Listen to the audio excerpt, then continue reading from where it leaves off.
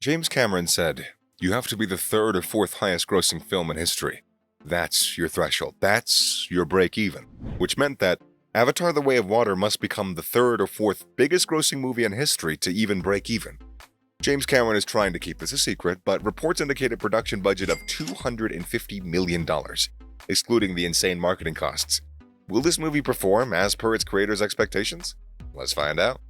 Let's get down to business. With almost $2.9 billion in worldwide revenue, the 2009 original Avatar holds the record for the highest grossing movie ever, without considering inflation. Avengers: Endgame, which finished with $2.8 billion globally, takes second place.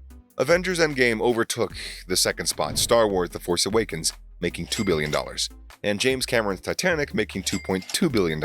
Those are the third and fourth highest grossing movies of all time, respectively. So, the threshold is already set very high for The Way of Water, as this movie wasn't made cheap. You'll be shocked that, without accounting for inflation, only 5 movies have ever surpassed the $2 billion mark globally.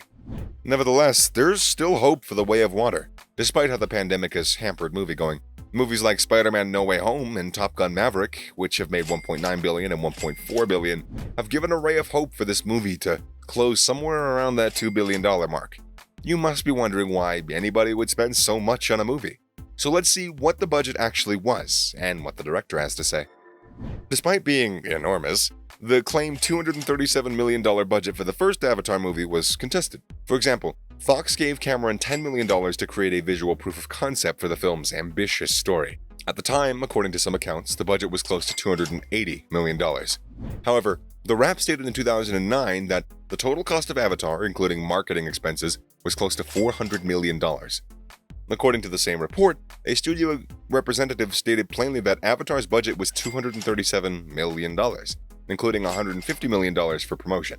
This ends the story with the notion that the movie was mighty expensive, also indicating that The Way of Water's $250 million budget estimate might also need to be corrected. For instance, Cameron may have been operating on a combined budget since he shot the second and third movies simultaneously.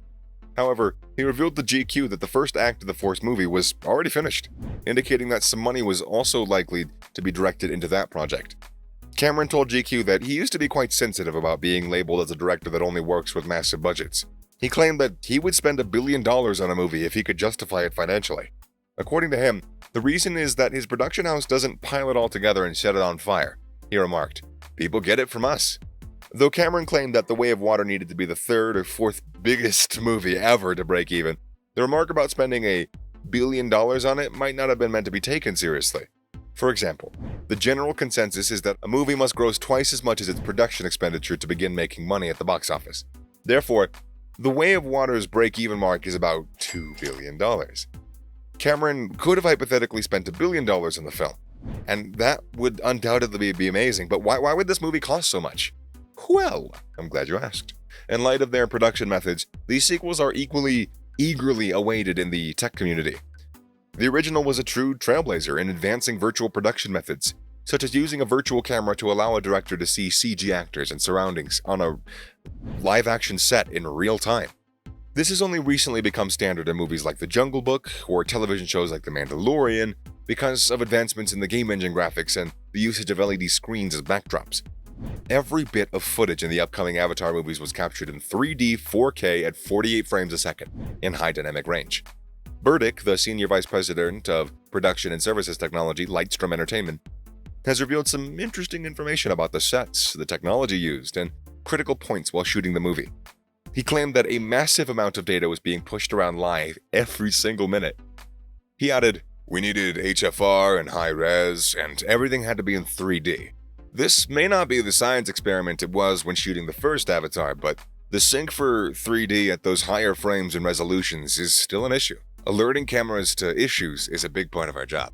He also claimed that there are critical camera adjacent monitors for our DP and focus pullers working in convergence and dialing in interocular and can look perfect.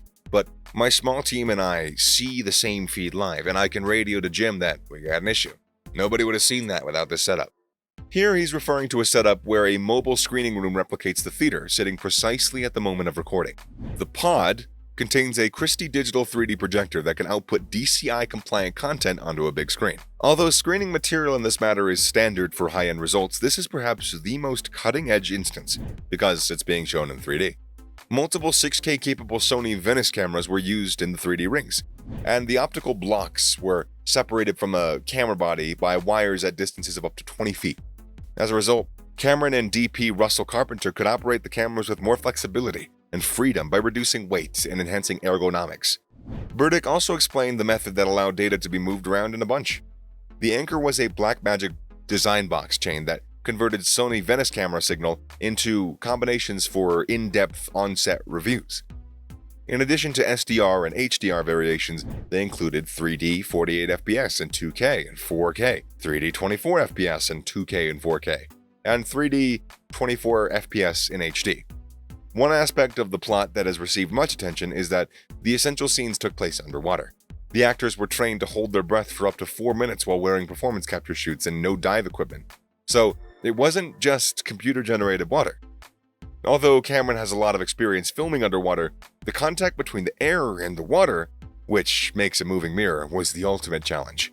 Small white balls were used as part of the solution to cover the tank's surface, preventing overhead studio lights from polluting that performance capture system below, while allowing anyone within to safely exit if they needed to. Many aspects of the production are still being kept secret, but overall, the $250 million sequel uses the new motion capture technology, where actors wear suits with markers so that computers can record their movements and then overlay digital animation on top of them. The movie did face many delays due to production-relevant issues. James Cameron reportedly needed the correct technology to film motion underwater, which is why the movie experienced numerous failures and delays. However, Cameron has assured that the 13-year wait will be worthwhile, and that 3 more films will be due in 2024, 26, and 28. And the fact that the sequel is being released 13 years after Avatar is a drawback that should be considered. The Way of Water is still coming to theaters in a post-COVID exhibition scenario because even if the re-release of Avatar was a success, fewer people visit the movie these days.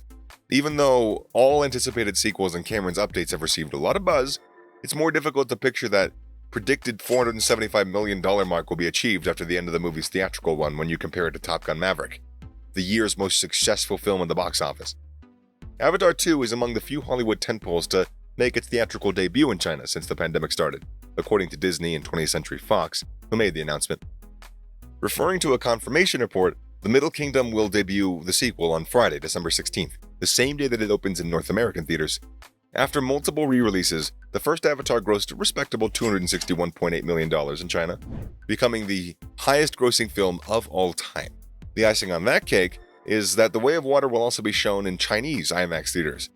While the sequel's release in China is anticipated to boost its box office take, everything's going to depend on how well the film does following its reportedly $150 to $170 million opening weekend. Future sequels to Avatar could face issues if the film doesn't bring in comparable numbers.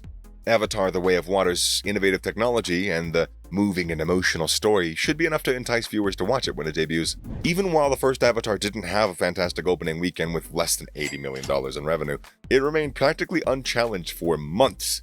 So it'll be interesting to see how The Way of Water performs in a drastically changed theatrical environment when it premieres on December 16th. You can see the most recent trailers for the movie by typing in just a few words in that little search bar you got up above the video. Yeah. You can also help this video generate revenue worth millions by liking and subscribing. Totally. Peace.